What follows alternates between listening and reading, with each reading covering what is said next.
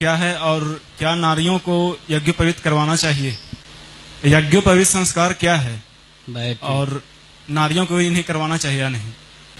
यज्ञोपवीत में यज्ञ शब्द पहले आया है। श्रौतस्मार्त जो यज्ञ हैं उनमें विशेष रूप से ब्राह्मण क्षत्रिय वैश्य अधिकृत होते हैं। इन तीनों को द्विज कहा गया है। द्विज का अर्थ होता है जिनका 2 बार जन्म हो। एक माता के गर्भ से जन्म होता है, एक संस्कार के द्वारा जन्म होता है, यज्ञोपवीत से जन्म माना जाता है। श्रौतस्मार्त यज्ञ में अधिकृत होने के लिए जिनका जन्म परंपरा प्राप्त ब्राह्मण क्षत्रिय वैश्य कुल में हुआ है वे मांत्रिक यज्ञ में अधिकृत हो सकें, इसलिए यज्ञोपवीत की व्यवस्था है। ब्राह्मण बालकों का यज्ञोपवीत 8 वर्ष से 16 वर्ष की आयु तक हो ही जाना चाहिए। अगर ऐसा नहीं होता है तब व्रात्यस्तोम प्रायश्चित्त के रूप में करना पड़ता है, अन्यथा नाम मात्र का ब्राह्मण रह जाता है। लोक परलोक का उत्कर्ष उसका कुंठित हो जाता है, क्योंकि व्रात्य संज्ञा उसकी हो जाती। अगर ब्राह्मण तेजस्वी हो, बहुत तेजस्वी हो, इस प्रकार की भावना हो तो अपने पुत्र पौत्र का यज्ञोपवीत संस्कार 5 वर्ष में भी करा सकते हैं। क्षत्रियों के यज्ञोपवीत की आयु 11 से 22 पर्यंत है। वैश्यों के यज्ञोपवीत की अवधि 12 से 24 पर्यंत है। इसके आगे व्रात्य संज्ञा हो जाती है। नाम मात्र का व्यक्ति ब्राह्मण क्षत्रिय या वैश्य रह जाता है। उसे कन्यादान आदि करने पर विशेष पुण्य की प्राप्ति नहीं होती।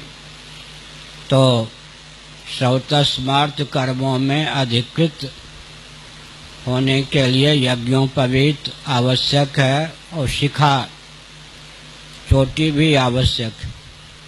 अगर शिखा नहीं है और सूत्र नहीं है और सूत्र का निर्वाह करने के लिए संध्या तर्पण आदि कर्मों का अनुष्ठान जीवन में नहीं है तो नाम मात्र के ब्राह्मण क्षत्रिय वैश्य रह जाते हैं। सद्गति का मार्ग ही अवरुद्ध हो जाता है, मोक्ष का मार्ग भी अवरुद्ध हो जाता है। जो देवियां हैं ब्राह्मण क्षत्रिय वैश्य कुल में जन्म हुआ, परंपरा से विधिवत उनका विवाह हुआ है, वो पृथक से यज्ञोपवीत में अधिकृत नहीं है, उनको आवश्यकता नहीं है। पति के यज्ञोपवीत के बल पर ही यज्ञ में दक्षिण भाग में बैठकर जब तक यज्ञशाला में हैं तब तक वेद मंत्रों का भी श्रवण करने में उनका अधिकार बन जाता है।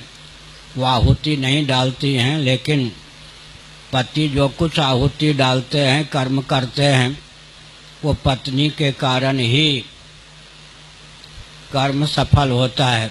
इसीलिए जाया में स्यात् कहा गया। स्त्री के माध्यम से ही श्रौतस्मार्त कर्मों का निर्वाह होता है। विवाह के पूर्व यज्ञोपवीत आवश्यक है। विवाह के बाद व्यक्ति श्रौतस्मार्त कर्मों में विशेष रूप से अधिकृत होता है और पितृ से देव ऋण से भी मुक्त होने का मार्ग प्रशस्त होता है। अतः जिनका जन्म भगवत कृपा से पुण्यों के प्रभाव से ब्राह्मण क्षत्रिय वैश्य कुल में हुआ और अज्ञान के कारण, अंध परंपरा के कारण यज्ञोपवीत संस्कार से वो वंचित रह गए या समय पर यज्ञोपवीत नहीं हुआ, मानो उनके माता पिता ने उनकी हत्या कर दी। हम लोग यज्ञोपवीत का महत्व जानते हैं। आजकल के व्यक्ति यज्ञोपवीत का महत्व नहीं जानते, क्योंकि वेदादि शास्त्रों से सुदूर हैं। मांत्रिक यज्ञ में ब्राह्मण क्षत्रिय वैश्य तब अधिकृत होते हैं जब उनका विधिवत यज्ञोपवीत संस्कार हो। कुल गुरु पहले होते थे या घर में पिता अग्रज आदि, वो यज्ञोपवीत के अवसर पर फिर गायत्री मंत्र का उपदेश देते थे। गायत्री मंत्र, महामृत्युंजय मंत्र, ये सब जितने वैदिक मंत्र हैं और वेद पाठ, इनमें व्यक्ति यज्ञोपवीत के बाद ही अधिकृत माना जाता है, उससे पहले नहीं। और कोई प्रश्न?